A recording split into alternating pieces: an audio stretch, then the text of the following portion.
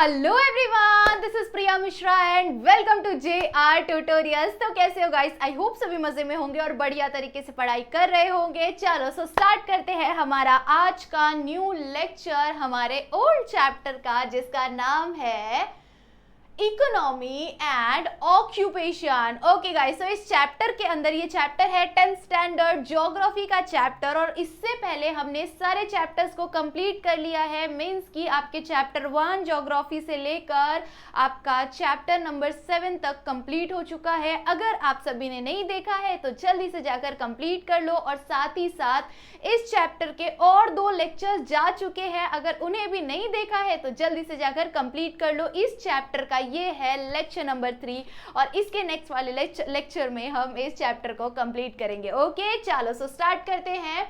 इस चैप्टर के अंदर हमने सबसे स्टार्टिंग में देखा था इकोनॉमी सिस्टम। ठीक है, इकोनॉमी हमने देखा था। कहाँ का इकोनॉमी देखा था? ब्राजील का इकोनॉमी देखा था, इंडिया का इकोनॉमी देखा था। ठीक है, ये कंप्लीट हमने कर लिया था। उसके बाद के लेक्चर में हमने कंप्लीट किया था ऑक्यूपेशन इन ब्राजील। ठीक है, ब्राजील के अंदर कौन कौन से ऑक्यूपेशंस है, जैसे एग्रीकल्चर हो गया, माइनिंग हो गया, फिशिंग हो गया।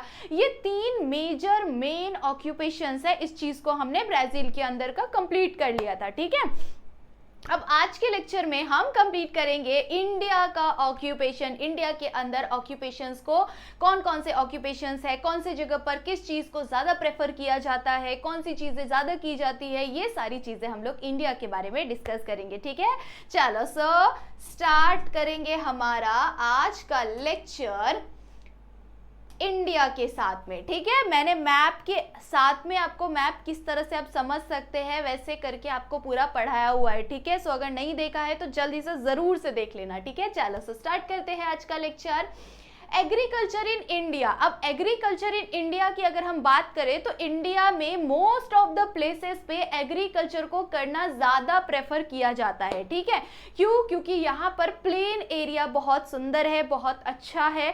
ठीक है, आप सभी को पता है ना, नॉर्थ इंडियन प्लेन है कि नहीं। उसके साथ साथ कोस्टल एरियाज भी बहुत अच्छे हैं, ज्यादा है कि नहीं। कितना कोस्टल एरिया है? 7500 कोस्टल एरियाज है। ठीक है, सो ये सारे अलग अलग रीजंस की वजह से यहाँ पर सूटेबल क्लाइमेट है, यहाँ पर सॉइल की क्वालिटी अच्छी है, क्लाइमेट अच्छा है, रेन अच्छी तरह से होता है, ओशंस, यहाँ पर अच्छा ओशन है। इस चीज की वजह से यहाँ पर क्या हो रहा है, ह्यूमिडिटी जो ओशन के पास की जो एरिया है वहां पर ह्यूमिड क्लाइमेट दिखाई देता है। तो ये सारे अलग अलग रीजंस की वजह से इंडिया के अंदर एग्रीकल्चर को बहुत बड़े लेवल पर किया जाता है। ठीक है, चलो आगे देख लेते हैं। यहाँ पर हमें क्या बोला हुआ है, unlike Brazil India's agriculture contribution more towards GDP and also engages large chunk of population. ये लार्ज चंक ऑफ पॉपुलेशन को इंगेज करता है क्या?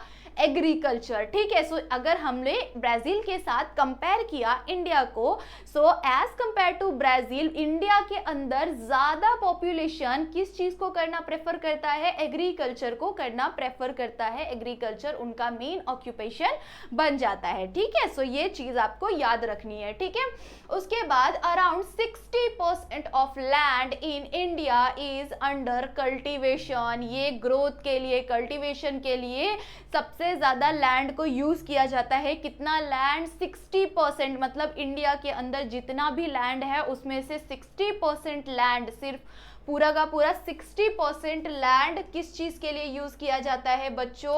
ओनली एग्रीकल्चर के लिए, चीजों को निकाल, अलग अलग प्रोडक्शन के लिए। जैसे सपोज बहुत सारी अलग अलग चीजें निकाली जाती है ना, गेहूं, चावल हो गया, बहुत सारी अलग अलग और भी चीजें हैं। तो ये सारी चीजों के लिए सोचो कि इतना ज्यादा लैंड को यूज किया जाता है कल्टीवेशन के लिए। ठीक है, चलो आगे देख लेते हैं। उसके बाद हमें क्या बोला हुआ है गाइस? हाँ, ओके, ध्यान दो यहाँ पर। Okay, plain land rich soil. क्यों यहाँ पर एग्रीकल्चर को ज्यादा किया जाता है? क्योंकि यहाँ पर क्या है, प्लेन लैंड है। ठीक है, माउंटेन वाला एरिया हमारे पास कहाँ पर है? हिमालय से ईस्ट की तरफ है कि नहीं। हिमालयाज, जहाँ से जम्मू कश्मीर से शुरू होता है और अरुणाचल प्रदेश तक यहाँ पर क्या है, हिमालयाज है, पैरेलल माउंटेन है, ठीक है। सो इन एरियाज में थोड़ा सा एग्रीकल्चर कम होता है क्योंकि वहाँ पर ज़्यादा प्लेन एरियाज अवेलेबल नहीं है, ठीक है। वहाँ पर और भी अलग अलग चीज़ों को लगाया जाता है, बहुत अच्छी तरह से एग्रीकल्चर होता है, बट कुछ ही पर्टिकुलर चीज़ें ज़्यादा होती है, ठीक है। बाकी एरियाज में बहुत सारी अलग अलग चीज़ें होती है, ठीक है। सो यहाँ पर हमें क्या बोला हुआ है कि यहाँ पर अवेलेबल है प्लेन एरिया, अच्छा सॉइल, अच्छी क्वालिटी का सॉइल, रिच सॉइल अवेलेबल है, high percentage of cultivable land, land अच्छा है यहाँ पर। उसके बाद क्लाइमेट में हमें वैरायटी दिखाई देती है, ग्रोइंग सीजन्स यहाँ पर हमें दिखाई देता है, चीज़ों को ग्रो करने वाले ऐसे अलग अलग सीजन्स हमें दिखाई देते हैं। आप सभी को पता है कि आपने 5th स्टैंडर्ड में सभी ने ज़रूर से पढ़ा होगा, 5th या 4th स्टैंडर्ड में ज़रूर से पढ़ा होगा कि हम सीजन के अकॉर्डिंग चीज़ों को बनाते हैं, यहाँ पर चीज़ों को उगाते हैं, यहाँ पर प्रोडक्शन होता है अलग अलग चीज़ों का, है कि नहीं। सो यहाँ पर क्या कर रहे हैं हम, अगर कोई पर्टिकुलर मौसम है तो उस मौसम में ये चीज़ों का ज़्यादा प्लांटिंग की जाती है, ये चीज़ें ज़्यादा ग्रो होती है। ऐसा होता है ना, आपने देखा होगा अभी ठंडी का मौसम में ऑरेंजेस खाने मिलेंगे, थोड़े टाइम बाद ग्रेप्स खाने मिलेंगे, है कि नहीं। उसके बाद गेहूं लगाने का अलग सीजन होता है, चावल का अलग सीजन होता है, उसके बाद अलग अलग वेजिटेबल्स के अलग अलग सीजन्स होते हैं।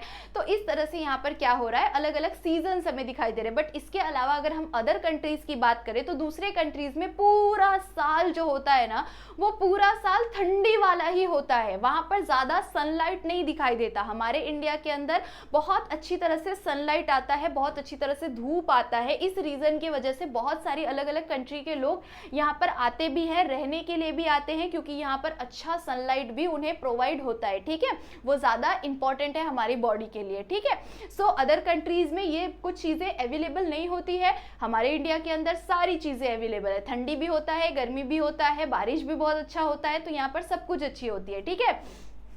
सो ये सारी चीज़ों के वजह से यहाँ पर अच्छी तरह से क्या किया जाता है, एग्रीकल्चर किया जाता है।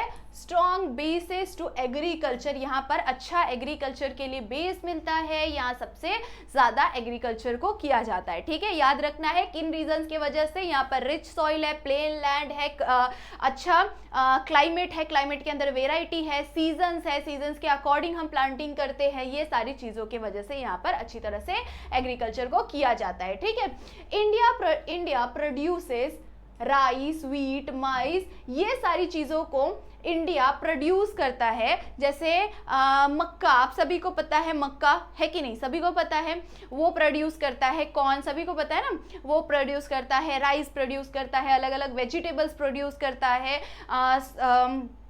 व्हीट प्रोड्यूस करता है, ज्वार, बाजरा, आप सभी को पता है ना, ज्वार, बाजरा, ये बहुत अच्छी तरह से प्रोड्यूस करता है।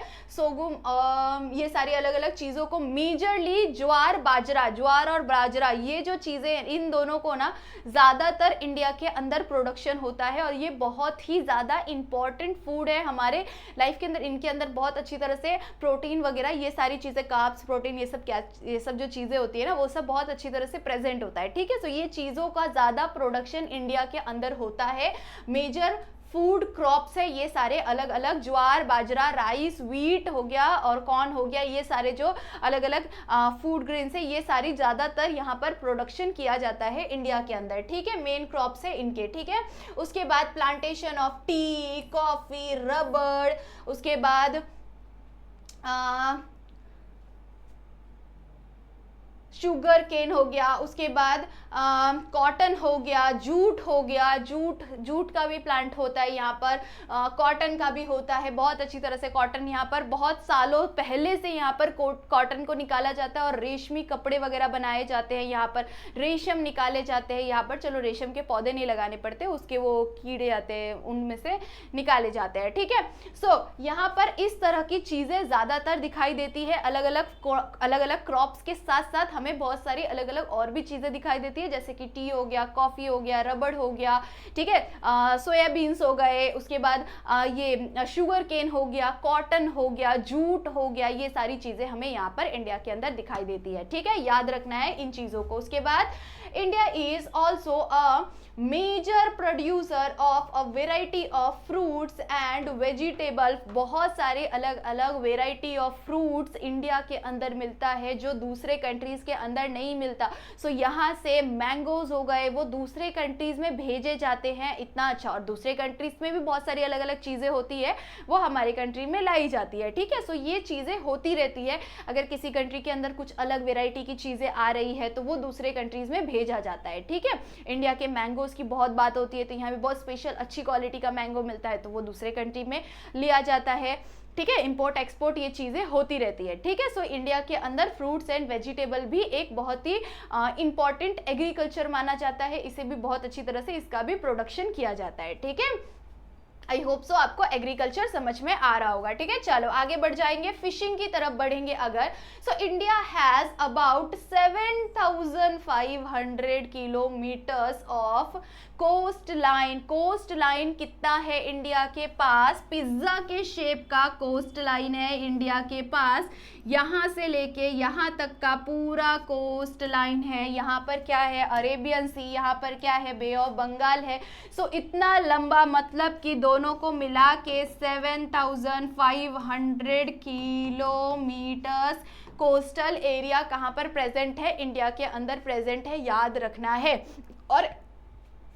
और इस रीजन की वजह से इंडिया के अंदर बहुत ही बड़े पैमाने पर, मतलब कि बहुत ही बड़े लेवल पर क्या की जाती है? फिशिंग की जाती है। और साथ ही साथ ये एक इंपोर्ट एंड एक्सपोर्ट का भी बहुत ही इंपॉर्टेंट रोल प्ले करता है, क्योंकि हमारे यहाँ से बहुत सारे फिशेस वगैरह को, अलग अलग वेराइटीज को एक्सपोर्ट किया जाता है, दूसरे कंट्रीज में भेजा भी जाता है, ठीक है। दूसरे कंट्रीज के लोग, हमारे आसपास के कंट्रीज के लोग हमारे से फिशेस वगैरह भी खरीदते हैं, ठीक है। सो यहाँ से बहुत सारे फिशेस को एक्सपोर्ट भी किया जाता है। तो ये एक बहुत ही इंपॉर्टेंट बिजनेस है, बहुत ही बड़े लेवल पर किया जाता है। आप सभी को पता है कि अभी के टाइम बहुत सारे फिशरमैन्स वगैरह, जो आप सभी को पता है, मछुआरे बहुत सारे होते हैं जो मच्छी मारकर बेचते हैं, ठीक है। तो ये बहुत बड़े लेवल का बिजनेस भी होता है, ठीक है।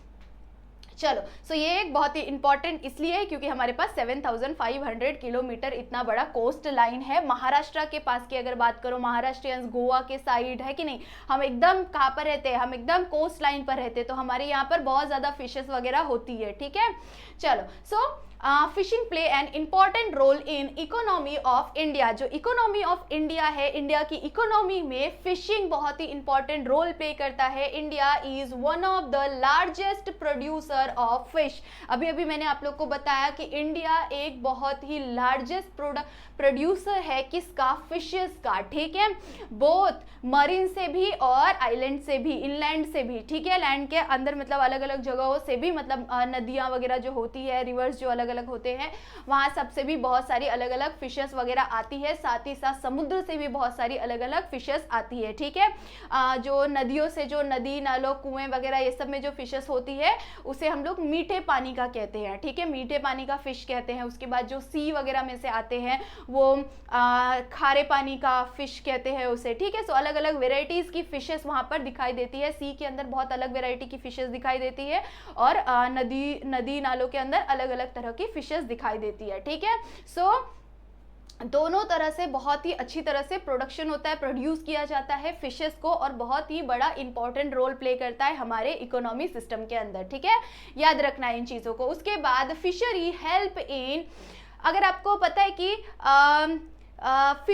फिशमैन, जैसे हमारे यहाँ पर महाराष्ट्र के अंदर, ठीक है, मैं महाराष्ट्रियन नहीं हूँ बट मैं बचपन से यहाँ पे महाराष्ट्र में रही हूँ, तो मुझे पता है कि यहाँ पर अगर हम महाराष्ट्रियंस की बात करें तो बहुत सारे इनके में भी कास्ट होते हैं, ठीक है, जो सप्लाई करते हैं ज़्यादातर ना फिश को ना मारना उनका काम ही होता है। मतलब वो एक कास्ट होता है, कोली कास्ट आई गेस होता है, कोली कास्ट होता है। उनके जो कोली कास्ट के जो लोग होते हैं ना, उनका मेन बिजनेस ही यही होता है कि उन्हें क्या करना है? फिशेस को मारना है और उन फिशेस को हम क्या करेंगे? सप्लाई करेंगे। फिशेस को लेना है, मतलब समुद्र में से निकालना है, और उन फिशेस को वो क्या करते हैं? दूसरी जगह पर एक्सपोर्ट करते हैं। साथ ही साथ अपने अलग अलग स्टेट्स के अंदर भी भेजा जाता है, ठीक है। सो वो क्या कर रहे हैं? एक तरह से उनका एक मेन ऑक्यूपेशन बन गया, उनका एक मेन बिजनेस बन गया है कि फिशेस को हम क्या करेंगे? सप्लाई करेंगे, ठीक है। सो इस तरह से बहुत सारे अलग अलग कास्ट है, जैसे महाराष्ट्रियंस में ये कास्ट होता है, उसी तरह से और भी लोगों में अलग अलग मछुआरों की कास्ट होती है। वो पर्टिकुलर सिर्फ और सिर्फ इसी चीज के अंदर काम करते हैं, इसी चीज का बिजनेस करते हैं, ठीक है।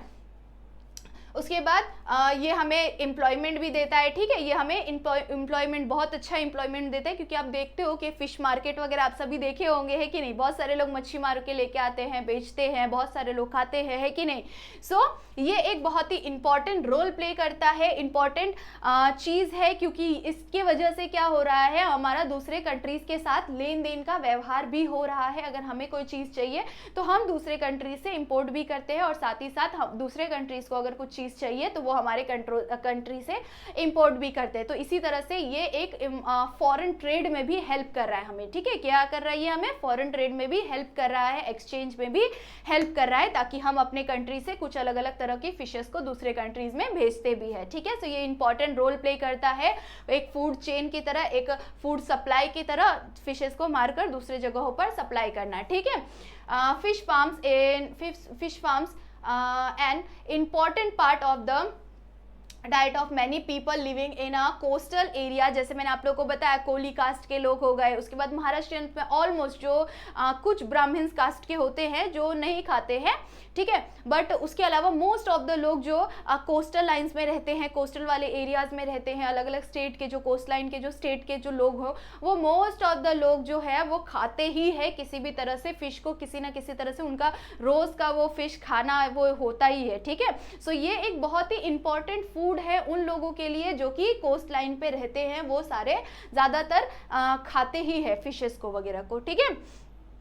सो वही चीज़ें बताई हुई है, कहाँ पर ज़्यादा ये चीज़ों को प्रेफर किया जाता है डाइट में, इनके किन लोग मतलब जो कोस्ट लाइन पर जो एरिया, कोस्ट लाइन के जो अलग अलग स्टेट्स हैं वहाँ पर जो लोग होते हैं, जैसे केरला हो गया, वेस्ट बंगाल हो गया, ओडिशा हो गया, आंध्र प्रदेश हो गया, तमिलनाडु हो गया, उसके बाद गोवा हो गया, महाराष्ट्र हो गया, ये कुछ प्लेसेस है जो कि कोस्ट लाइन पर है, और यहाँ के लोग ज़्यादातर फिशेस को कंज्यूम कर, फिशेस को खाते हैं, और यहाँ पर बहुत ज़्यादा प्रोडक्शन होता भी है, मतलब बेचा जाता है, खरीदते हैं लोग, ठीक है। सो इनके लिए उनका जो डाइट का रोज का रूटीन में ये चीज़ ज़रूर से इंक्लूड की जाती है, ठीक है। उसके बाद मरीन फिशिंग जो है वो कितना 40% of the total annual production of fish. तो मरीन फिशिंग मतलब सी में से इतना फिशेस को निकाला जाता है, कितना परसेंट फिश को निकाला जाता है, 40% फिश को निकाला जाता है। उसके बाद fish water fishing is carried on a river, canals वगैरह में, जो अलग अलग पॉन्ड्स, कैनल, लेक्स वगैरह होते हैं, मैंने अभी आपको बताया कि लैंड पर जो अलग अलग नदी नाले हो गए, कुएं हो गए, ऐसे अलग अलग जगहों पर से जो फिशेस वगैरह निकाले जाते हैं वो लगभग 60% होते हैं, ठीक है, 60% वो होते हैं, और उसके अलावा 40% सी में से, मरीन वगैरह में से किया जाता है, ठीक है। ये प्रोडक्शन वगैरह आपको बताया हुआ है, लैंड में से, इनलैंड में से कितना परसेंट, 60%, और मरीन में से 40% फिशिंग की जाती है, और इंपोर्ट एक्सपोर्ट वगैरह ये बिजनेसेस वगैरह होते हैं, ठीक है। चलो, सो आई होप सो आपको समझ में आ गया होगा। अब इसके बाद लास्ट हम लोग देखने वाले हैं, क्या देखेंगे बच्चों, इसके बाद लास्ट हम देखेंगे माइनिंग, खुदाई। सभी को पता है ना माइनिंग किस तरह से, ड्रिलिंग, खुदाई किस तरह से की जाती है, ठीक है। चलो, सो अगर हम माइनिंग की बात करें तो छोटा Nagpur प्लेटू, most of the plateaus वाले एरियाज में माइनिंग की जाती है, महाराष्ट्र के अंदर भी बहुत अच्छे बड़े पैमाने पर माइनिंग की जाती है, ठीक है, अरेबियन सी में, ठीक है। मैंने आप लोगों को ये कौन से चैप्टर में, थर्ड चैप्टर में आई गेस बताया हुआ है। अगर आपने थर्ड चैप्टर नहीं देखा है तो please very very important chapter है, थर्ड चैप्टर जरूर से देखो, ठीक है।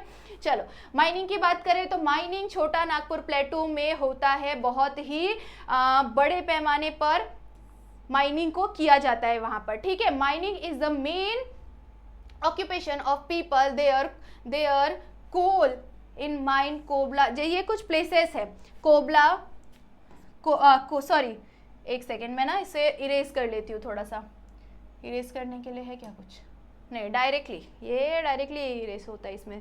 चलो, सो माइनिंग, ये माइनिंग करना, खुदाई करना मेन ऑक्यूपेशन है कौन से प्लेस पर, कोरबा ये प्लेस है, उसके बाद छत्तीसगढ़ ये प्लेस है, और इसके बाद है ईस्टर्न महाराष्ट्र, ठीक है, ईस्टर्न महाराष्ट्र। इन प्लेसेस पर बहुत ही बड़े पैमाने पर क्या किया जाता है, माइनिंग की जाती है, ठीक है, माइनिंग की जाती है। मुंबई हाई आप सभी को पता है, मैंने पढ़ाया था आप लोग को, मुंबई हाई में किया जाता है, ठीक है, माइनिंग। वही चीज़ आपको यहाँ पर बताई हुई है। एक सेकेंड, यहाँ पर क्या बोला हुआ है, इसे थोड़ा सा हटाते हैं, ठीक है।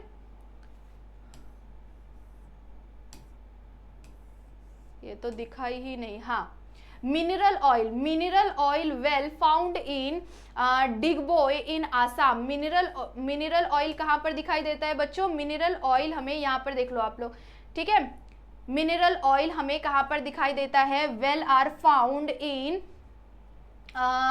डिगबोय इन आसाम। आसाम के अंदर डिगबोय इन आसाम में दिखाई देता है। Mumbai High in Arabian sea. Arabian sea आप लोग को बताया अभी अभी, Mumbai High in Arabian sea और near Maharashtra Kalol and Koyali in Gujarat. In places पर ज़्यादातर माइनिंग की जाती है और क्या निकाला जाता है? मिनरल ऑयल को निकाला जाता है, ठीक है। मिनरल ऑयल कौन कौन से प्लेसेस पे? ईस्ट महाराष्ट्र, मतलब कि मुंबई हाई, ठीक है, याद रखना है। मुंबई हाई, उसके बाद आसाम में कौन सी जगह पे? डिगबोई इन आसाम, महाराष्ट्र मुंबई हाई, ठीक है, ईस्टर्न महाराष्ट्र मुंबई हाई और कालोल, ठीक है, Kalol and Koyali in Gujarat. In places पर हमें क्या दिखाई देता है? मिनरल ऑयल बहुत ही अच्छी तरह से माइनिंग करके निकाला जाता है, ठीक है। उसके बाद reserve of mineral oil and natural gas have been discovered at the mouth of the river Godavari, ठीक है। रिवर गोदावरी से इन ऑयल्स को निकाला गया था, मतलब उसे क्या कहते हैं? माउथ कहते हैं, ठीक है। इन ऑयल्स का, किन ऑयल्स का? मिनरल ऑयल का एंड नेचुरल गैसेस का। गैसेस कहाँ से ज़्यादा अच्छी तरह से ज़्यादातर निकाली जाती है? कहाँ से? गोदावरी से, ठीक है, रिवर गोदावरी से, ठीक है, माउथ ऑफ रिवर गोदावरी, ठीक है। चलो आगे देख लेते हैं। स्टोन लाइक मार्बल, उसके बाद आर फाउंड इन राजस्थान में मार्बल बहुत अच्छी तरह से फाउंड होता है, ठीक है। स्टोन्स, कौन से स्टोन? मार्बल कहाँ पर फाउंड होता है? राजस्थान में फाउंड होता है। एंड कुद्दापड़ इन आंध्र प्रदेश, ठीक है। ये इन प्लेसेस पर इस तरह के पत्थर, इस तरह के स्टोन्स फाउंड होते हैं, ठीक है। सो आई होप सो आप सभी को समझ में आ गया होगा। हमने कंप्लीट कर लिया है माइनिंग को, फिशिंग को, एग्रीकल्चर इन इंडिया, ठीक है। इससे पहले ब्राजील के अंदर का भी कंप्लीट हो चुका है, चाहे तो देख सकते हो आप। पूरा पीडीएफ मेरे पास प्रेजेंट है, ठीक है। मैंने यहाँ पर आपको बहुत सारे अलग अलग ग्राफ्स की हेल्प से आपको समझाया था मैंने बहुत सारी चीज़ों को, ठीक है, इकोनॉमी को, ऑक्यूपेशंस को, ठीक है। चलो सो आई होप सो आपको समझ में आया होगा। सो जाने से पहले वीडियो को लाइक ज़रूर से करना और अगर चैनल पे न्यू हो तो सब्सक्राइब करना बिल्कुल मत भूलना, ठीक है। तब तक के लिए बाय बाय, मिलते हैं इन नेक्स्ट लेक्चर।